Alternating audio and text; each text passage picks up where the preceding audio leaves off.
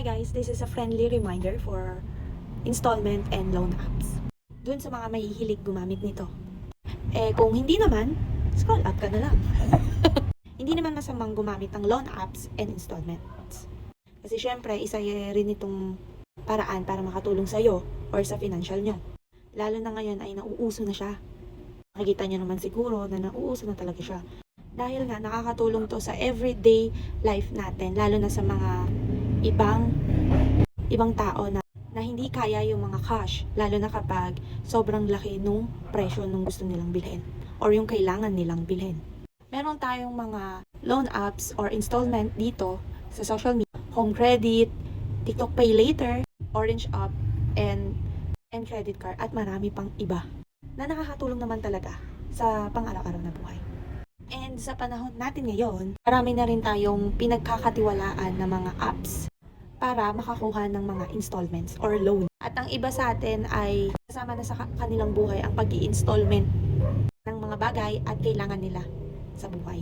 And ayun na nga, marami akong nakikita sa social media ko na tinatakbuhan nila ang kanilang mga utang. Na sa una lang silang magaling. Sa una mo lang sila nakakausap yung mga umuutang. Kaya naman yung mga nagpapautang is nagkakaroon sila ng post minsan or nakikita nyo naman din siguro na RIP Marites. Example lang yun. Kaya bilang mangungutang, be responsible. Paano nga ba maging responsable? Maliit na bagay lang. Huwag takbuhan ang inutangan. Magbayad sa oras at panahon na napag-usapan para walang problema. At makakaulit ka pa sa inutangan mo.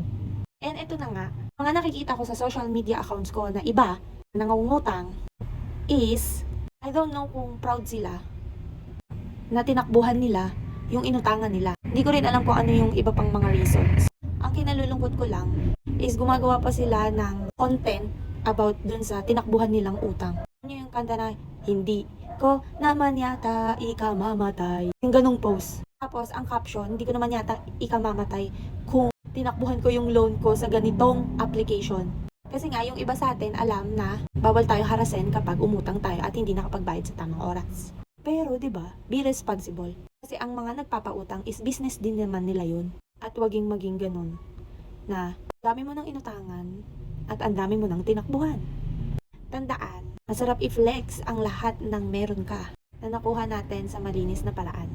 At huwag ka nang dumagdag pa sa mga mandurugas dito sa Pilipinas. Ayun lang, maraming salamat.